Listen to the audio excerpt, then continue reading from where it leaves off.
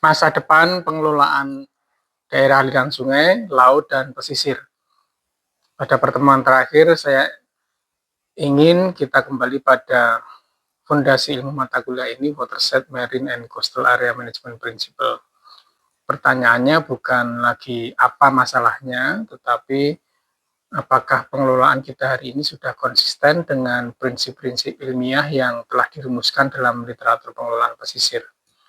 Jika merujuk pada misalnya buku Coastal Planning and Management, IDER 2005, atau misalnya Introduction to Coastal Zone Management, bukunya Schwab 2002, terdapat prinsip fundamental yang seharusnya menjadi dasar kebijakan dalam pengelolaan pesisir di era modern saat ini yang kompleksitas permasalahan dan variabelnya banyak.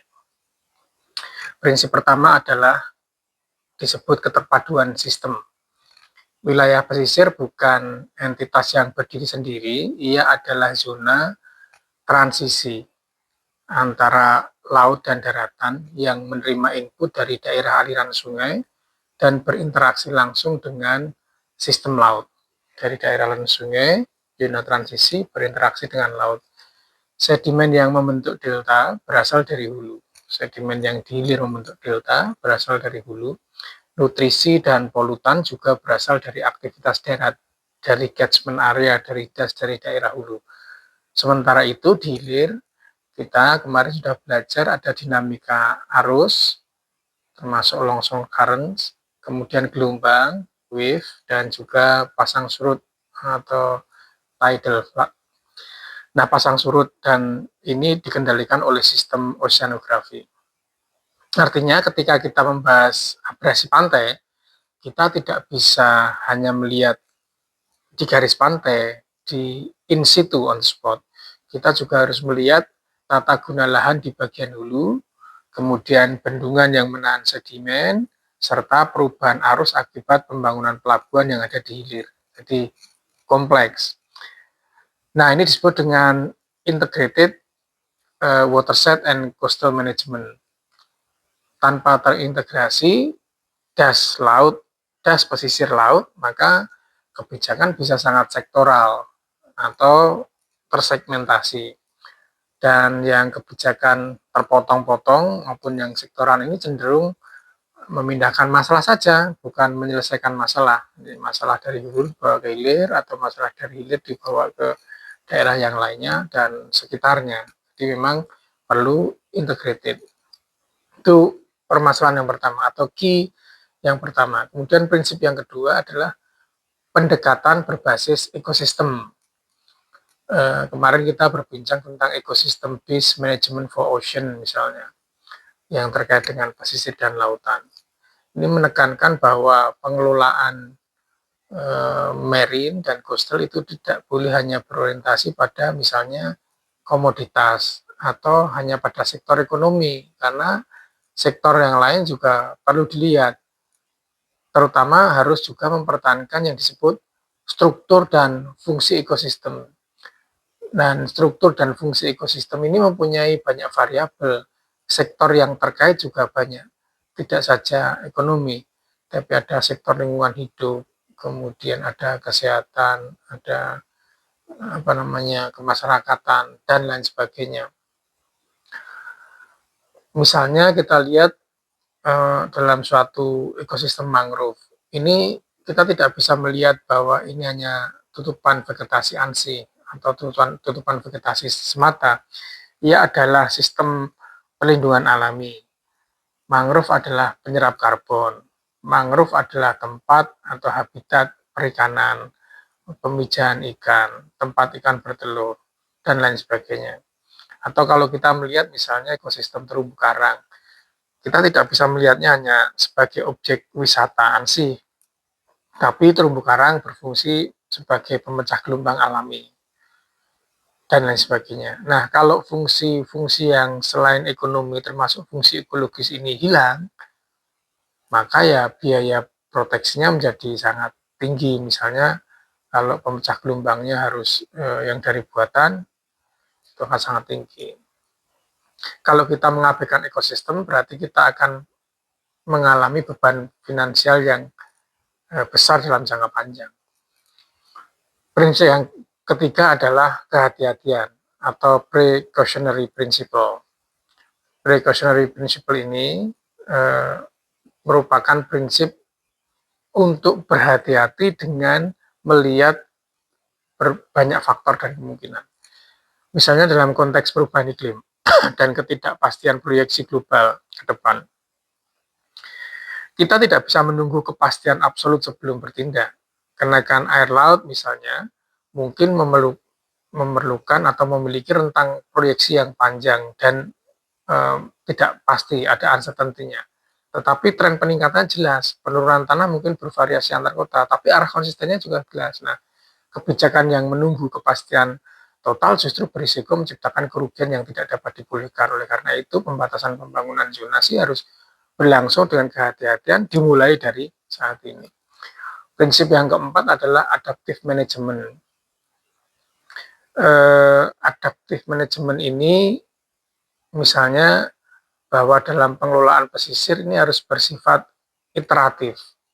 Nah, karena sistem pesisir dinamis, maka pengelolaan pesisir itu harus berkelanjutan, berulang. Karena sistem pesisir dinamis, garis pantai berubah, maka juga misalnya tekanan ekonomi berubah, iklim juga berubah. Nah, kalau kebijakannya kaku dan tidak dievaluasi secara periodik, iteratif tadi, secara periodik, maka ia akan tertinggal dari dinamika sistem yang dikelolanya itu sendiri. Dan ini tantangan kita sebetulnya bagaimana adaptive management ini bisa diadopsi agar pengelolaan pesisir jadi terintegrasi dengan data tadi jadi lebih bagus. Nah, pengelolaan adaptif juga berarti kebijakan bahwa suatu kebijakan itu dirancang dengan mekanisme monitoring, dirancang dengan mekanisme evaluasi, dan tentunya dengan melakukan revisi. Revisi kebijakan yang dilakukan juga berbasis data, artinya ada measurement, ada pengukuran sebelumnya terkait dengan updating data, sehingga ketika dilakukan monitoring, evaluasi, dan revisi itu basisnya jelas, dan itu perubahan-perubahan yang terjadi tidak bisa kita katakan itu suatu kelemahan, justru itu adalah bentuk dari rasionalitas kebijakan yang diambil. Karena kalau tanpa ada updating data ketika kita melakukan monitoring, maka bisa jadi kebijakan kita obsolete, tidak bisa merespon dinamika yang terjadi. Padahal kondisi alam itu mempunyai dinamikanya tersendiri dan dia dinamis. Prinsip yang berikutnya adalah tata kelola multilevel dan lintas sektor. Nah, pengelolaan daerah aliran sungai misalnya, selama ini kan berada di wilayah kewenangan tertentu. Pengelolaan pesisir juga demikian, berada di bawah kewenangan kantor yang lainnya. Perencanaan tata ruang juga demikian, konservasi juga demikian, perikanan juga demikian, infrastruktur juga demikian. Nah, keberadaan dari berbagai sektor yang berada di kantor yang berlainan dengan kewenangan yang berlainan tadi sesungguhnya adalah suatu tantangan bagaimana lintas sektor itu bisa dikelola dengan baik, maka kita menyebutnya tata kelola multilevel tadi. Dan ini tidak mudah untuk mengimplementasikan tata kelola multilevel itu. Karena fragmentasi kelembagaan biasanya sering terjadi dan ini adalah salah satu faktor yang paling sering menyebabkan kegagalan dalam melakukan integrasi, terutama integrasi untuk multi level sektoral tadi. Demikian juga kalau konsep ini kita tarik pada pengelolaan pesisir, maka masa depan pengelolaan pesisir itu sangat ditentukan oleh kemampuan berkoordinasi. Nah, kemampuan berkoordinasi ini kan merupakan tantangan di banyak hal sampai dengan saat ini. Baik koordinasi antar pemerintahan maupun koordinasi lintas sektor.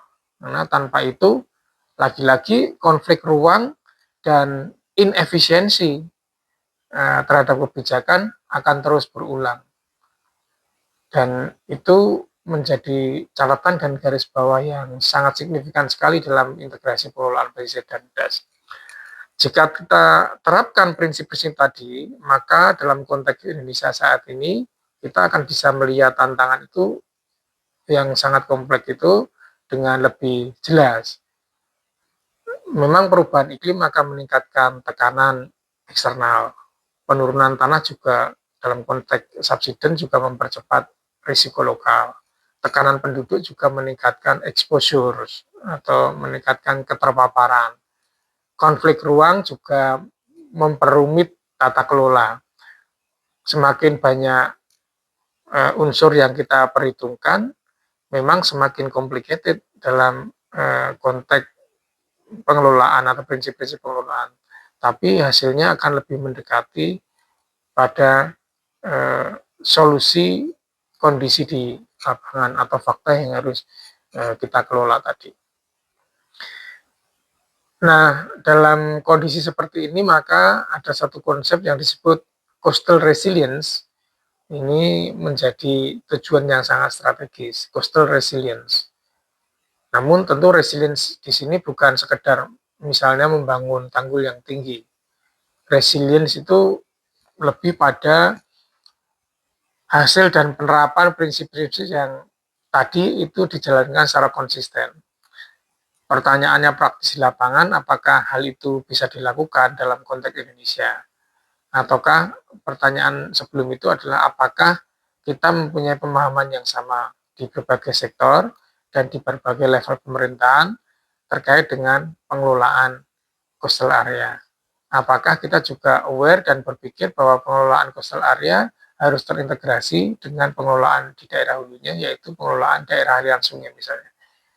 Itu adalah tantangan-tantangan yang mungkin akan mengemuka ke depan.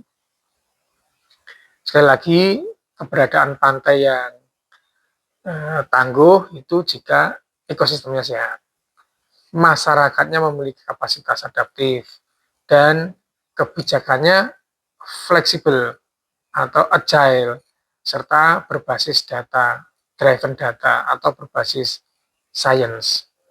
Karena kalau tanpa itu, sekali lagi, sulit kita untuk melihat coastal atau coast, pantai atau pesisir yang tangguh, yang mampu dan mempunyai kekuatan untuk menghadapi berbagai dinamika, baik secara alami maupun dinamika akibat intervensi antropogenik misalnya.